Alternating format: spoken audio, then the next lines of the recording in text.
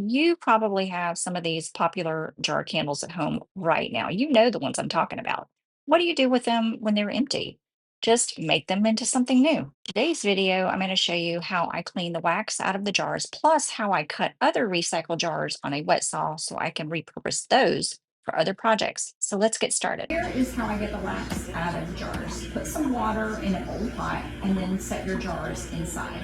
Then you want to bring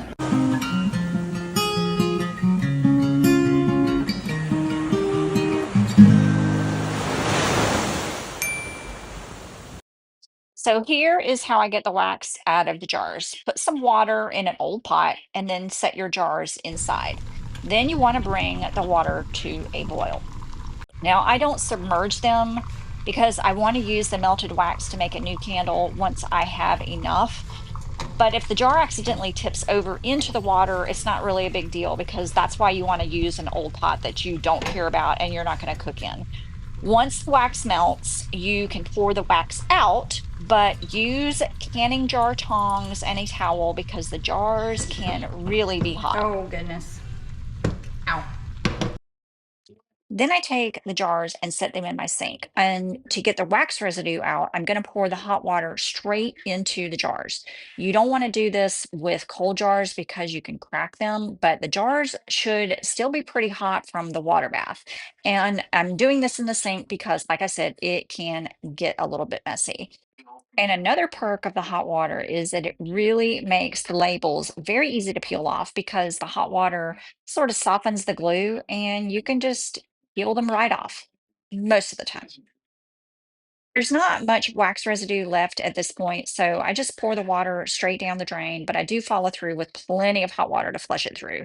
Then I give the jars a good soak in hot soapy water and wash them really well. You could run them through the dishwasher, but I just choose not to. I also washed some pickle jars and I want to show you how I cut the tops off to use the jars in other projects. So let's go outside. All right, when I cut glass, I use a wet saw with a diamond blade for glass. This is a cobalt blade. It's made for glass and tile.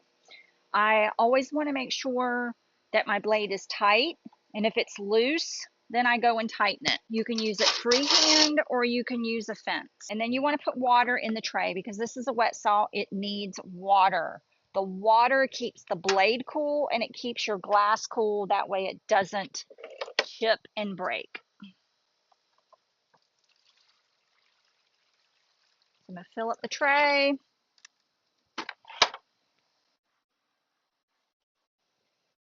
Slide the tray in and we're ready to go.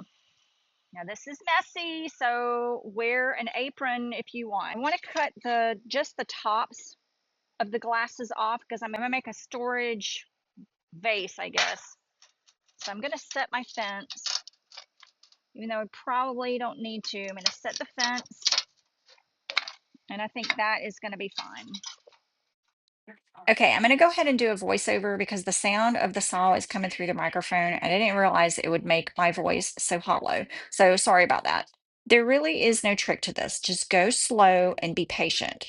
All I'm doing is gently pushing the jar against the blade and slowly rotating it in the opposite direction that the blade is going.